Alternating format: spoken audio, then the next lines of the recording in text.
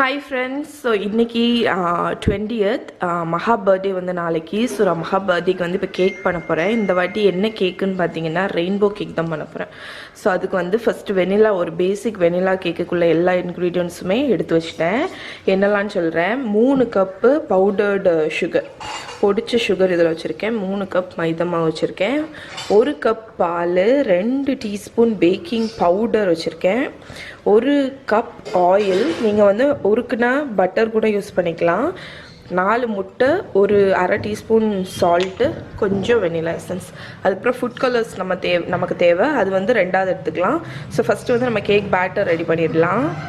So first step வந்து try ingredients mix பண்ணிடலாம். So இந்த மைதா மாவில் வந்து உப்பு, அதுக்கப்புறம் பேக்கிங் பவுடர், ஸோ இந்த ரெண்டும் போட்டு நல்லா மிக்ஸ் பண்ணி ஓரத்தில் வச்சுருங்க.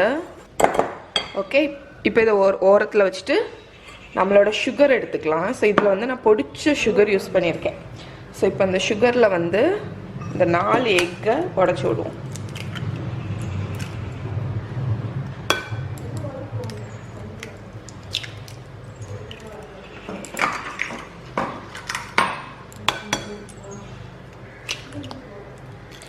ஸோ 4 எக்கை ஊற்றிடலாம். இப்போ வந்து ஒரு எலக்ட்ரிக் பீட்டரை வச்சு நான் இதை விப் பண்ண போகிறேன். ஓகே, ஸோ இப்போ இதை வந்து நல்லா பீட் பண்ணுங்கள். கொஞ்சம் வெண்ணிலா எசன்ஸ் ஊற்றிக்கலாம்.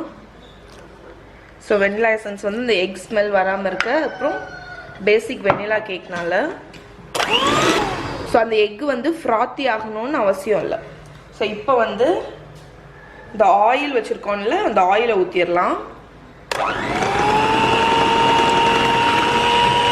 ஸோ ஆயிலும் ஊற்றியாச்சு. இப்போ என்ன பண்ண போகிறோம்னா, நம்ம மைதா மாவு வச்சுருக்கோம்ல, ஸோ கொஞ்சம் மைதா மாவு, கொஞ்சம் பால், கொஞ்சம் மைதா மாவு, பால், அந்த மாதிரி மாறி மாறி போட போகிறோம்.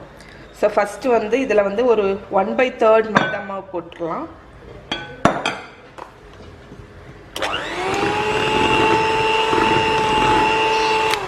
அதுக்கப்புறம் இதில் ஒரு அரை கப் பால் ஊற்றிடலாம்.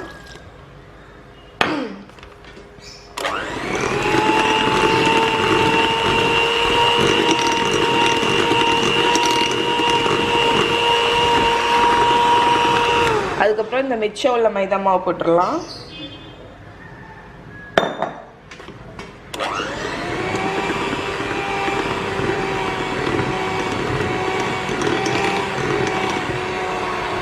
அதுக்கப்புறம் மிச்சம் உள்ள பாலையும் ஊற்றிடுறோம்.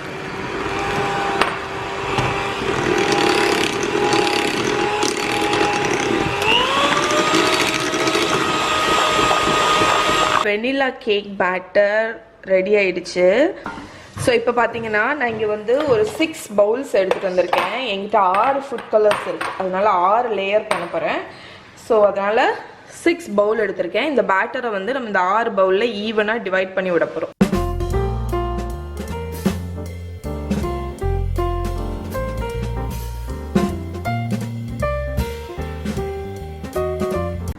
ஸோ இப்போ இந்த 6 பவுல்லையும் நம்ம ஃபுட் கலர் ஊற்றிடலாம். என்ன கலர்? நான் வந்து இதில் எல்லோ ஊற்றிருக்கேன், இதில் வந்து ஆரஞ்சு,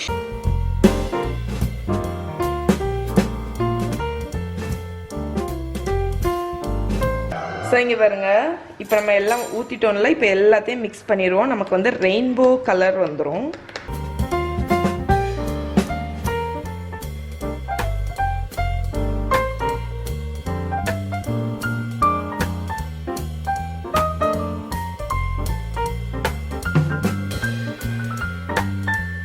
பேட்டர்ஸ் எல்லாம் இப்போ பேக் பண்ணிட வேண்டியதான். ஸோ என்னோட அவன் வந்து கொஞ்சம் பெரிய சைஸ்னால நான் 3 கேக் பேன் ஆட்டு வச்சு பேக் பண்ணேன்.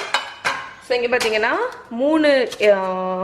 7 இன்ச், ஆமாம் இது வந்து 7 இன்ச் இருக்கும்னு நினைக்கிறேன்.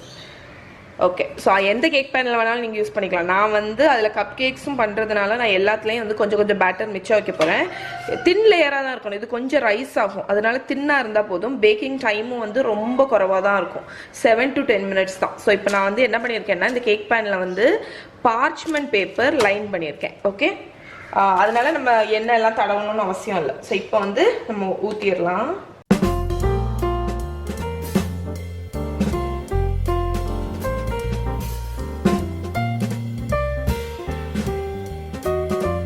ஊற்றிட்டேன்னா இப்போ நான் இதை வந்து அவனில் வச்சு இது வந்து என்னை பொறுத்த வரைக்கும் இந்த தின் லேயர் கேக்காக இருக்கிறதுனால அநேகமாக ஒரு 8 நிமிஷத்தில் பேக் ஆயிரும்னு நினைக்கிறேன். சார் பேக் ஆகி முடிச்சோன்னா எவ்வளோ நேரம் ஆச்சுன்னு சொல்கிறேன். ரொம்ப ஓவர் பேக் பண்ணிடக்கூடாது, ஏன்னா தின்னாக இருக்கிறதுனால உங்களுக்கு கிறிஸ்பி ஆயிரும். அதனால கரெக்டாக பேக் பண்ணி எடுக்கணும். ஸோ நான் வந்து இப்போ ஸ்டார்டிங்கில் வந்து ஒரு 7 நிமிஷம் இல்லைன்னா 6 நிமிஷம் வச்சு பார்த்துட்டு 180 டிகிரி செல்சியஸ் ஓகே ஸோ வச்சு பேக் பண்ணி எடுத்துகிட்டு வரேன். ஸோ நான் 3 கேக் பேட்டர்ஸ் உள்ள வச்சேன்ல 180 டிகிரி செல்சியஸில் எனக்கு கரெக்டாக 9 நிமிஷம் ஆச்சு. அதனால நீங்கள் எப்போவுமே ஒரு கண்ணு வச்சுக்கோங்க. ஒவ்வொருத்தவங்க அவனும் வந்து வேற மாதிரி, அதனால வந்து உங்கள் அவனில் டக்குன்னு பேக் ஆகலாம் இல்லைன்னா டைம் ஆகலாம். ஆனால் வந்து கரெக்டாக பேக் ஆகிருக்கணும், ஓவர் பேக் ஆகிடக்கூடாது. ஏன்னா வந்து தின் கேக்னால பிறகு ஹார்டாக கிறிஸ்பி ஆயிரும். ஸோ இப்போ பாருங்கள் எவ்வளோ சாஃப்டாக இருக்குன்னு. ஸோ இது வந்து ஒரு 5 நிமிஷம் கூல் ஆகட்டும். அதுக்கப்புறம் மிச்சம் உள்ள கேக் பேட்டரை வந்து நான் பேக் பண்ணி எடுக்க போகிறேன். பாருங்க நான் எல்லா கேக்ஸுமே வந்து சூப்பராக பேக் ஆயாச்சு. மஹி ஹாய் செல்ல, மஹா ஹாய் செல்லுமா, எல்லாம் இப்போ தான் எந்திரிச்சு வந்திருக்கு. நான் இப்போ ஐசிங் பண்ண போகிறேன். அதுக்கு வந்து எனக்கு வந்து விப்பிங் க்ரீம் வந்து விப் பண்ணி வச்சாச்சு ஒரு பெரிய பவுல் நிறைய. ஸோ நடுஸில் எல்லாமே ஒயிட் கலர் வரும், டாப்பில் தான் வந்து நம்ம வந்து கலர் கலராக வந்து பண்ண போகிறோம். ஸோ அதுக்கு வந்து கேக் போர்டு எடுத்து வச்சாச்சு. இப்போ ஐசிங் பண்ணிடலாம். நான் இந்த பைப்பிங் பேக்கில் வந்து கொஞ்சம் க்ரீமை போட்டு பைப் பண்ணி இது பண்ண போகிறேன். அப்போது உனக்கு ஈவன் லேயர்ஸ் வரும். ஸோ நான் இப்போ வந்து உங்களை கேமரா இந்த ஸ்டாண்டில் வச்சிடுறேன். அதுக்கப்புறம் நம்ம கடகடகடன் ஃபுல்லாக பண்ணிடுவோம். அதுக்கப்புறம் வந்து கேக் வந்து மாய்ஸ்டாக இருக்கிறதுக்கு வேண்டி இது ஃப்ரெஷ் க்ரீம் ஐசிங் ஓகேயா. அதனால் நான் வந்து சுகர் சொல்யூஷன் வந்து வச்சுருக்கேன், தண்ணியும் சுகரும் வந்து கலந்து வச்சுருக்கேன். ஸோ இதை வந்து கேக்கில் ஒவ்வொரு லேயர்லையும் ப்ரஷ் பண்ண போகிறோம். அப்போ வந்து கேக் வந்து ஐசிங் பண்ணதுக்கப்புறமும் வந்து மாய்ஸ்டாக இருக்கும் உங்களுக்கு நல்லா. ஏன்னா ஃப்ரிட்ஜில் வச்சுருவோம் நம்ம. கேக் ப்ரஷ் பண்ண போகிறேன். ஸோ வந்து என்ன சொல்லிட்டு இருந்தேன், இது வந்து விப்பிங் க்ரீம்னால நம்ம ஃப்ரிட்ஜில் வைப்போம்ல. ஸோ இந்த மாதிரி மாய்ஸ்டாட்டு பண்ணோன்னா நமக்கு வந்து கேக் வந்து நல்லா மாய்ஸ்டாக இருக்கும். இந்த சுகர் சிரப்பை வந்து கேக்கில் ப்ரஷ் பண்ணணும். ஸோ இப்போ வந்து நம்ம கடகடான்னு பண்ணிடலாம்.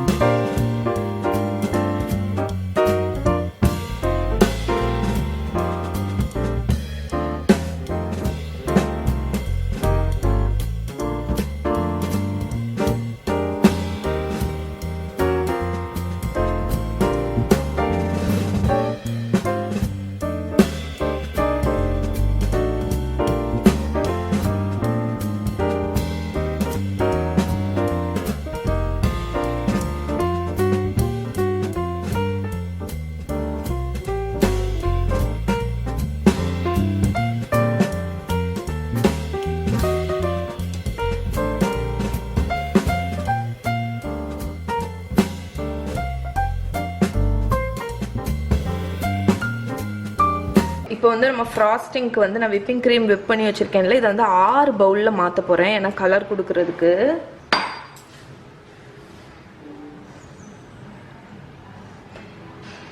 இப்போ 6 பவுலில் மாற்றியாச்சா. இப்போ ஃபுட் கலர்ஸ் ஆட் பண்ணி மிக்ஸ் பண்ணிடலாம்.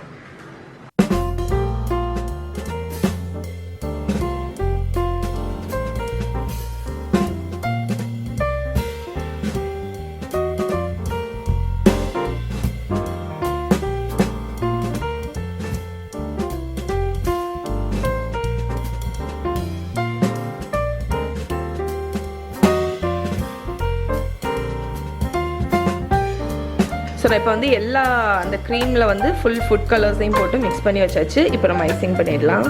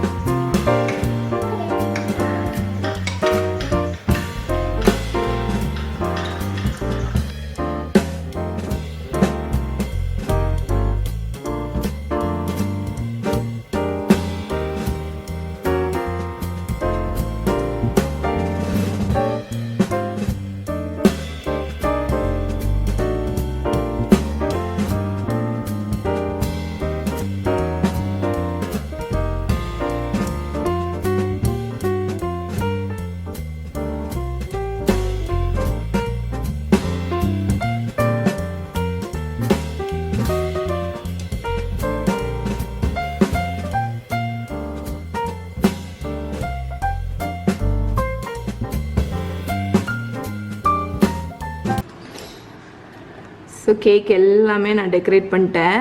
அந்த பைப்பிங் பேக்கில் மொத்தமாக எல்லா கலர்ஸையுமே போட்டுட்டு நான் பைப் பண்ணதுனால ஒவ்வொரு இடமும் எனக்கு வந்து வெரைட்டியாக லேயர்ஸ் மாதிரி கிடச்சிருக்கு. ஸோ கீழே எல்லாம் பார்த்திங்கன்னா ஆரஞ்சு, இந்த சைட் பர்பிள் மிக்ஸ் ஆகி, இதில் ப்ளூ பிங்க்கு மிக்ஸ் ஆகி, இதில் வந்து ஆரஞ்சு கலர், பிங்க் கலர், டாப்பில் வந்து ரொம்ப அழகாக இருக்குது. கிட்டத்தட்ட ஒரு கேலக்ஸி கலர் மாதிரி வந்திருக்கு. ஸோ இது வந்து பிளெயின் ரெயின்போ கேக்கில் இது ஒரு Galaxy themed rainbow cake. So இப்போ நான் வந்து இதை ஃப்ரிட்ஜில் வந்து கம்ப்ளீட்டாக வச்சிடலாம். நீங்கள் இது முந்தின நாள் ஸோ ஃப்ரிட்ஜில் நான் வச்சு கம்ப்ளீட்டாக செட் ஆகிட்டு நம்ம அந்த கேக்கை சோக் பண்ணியிருக்கிறதுனால உங்களுக்கு ஹார்ட் ஆகாது, உங்களுக்கு நல்லா மாய்ஸ்ட்டாக இருக்கும். அதுவும் ஃப்ரெஷ் க்ரீம் வந்து நீங்கள் வெளியே ஸ்டோர் பண்ணக்கூடாது, ஃப்ரிட்ஜில் வச்சிங்கன்னா உங்களுக்கு நல்ல செட் ஆகி இருக்கும். அதுக்கப்புறம் ஃபைனல் டெக்கரேஷன் என்னன்னு நான் உங்களுக்கு அப்புறமா காணிக்கிறேன். இங்கே பாருங்கள், நம்மளோட ரெயின்போ கேக் நான் ஃபிக்ஸ் பண்ணிட்டேன். கேக்கை விட கொஞ்சம் பெருசாக இருந்தாலும் பட் ரெயின்போ வந்து நல்லா பாப் ஆகி அழகாக இருக்குது.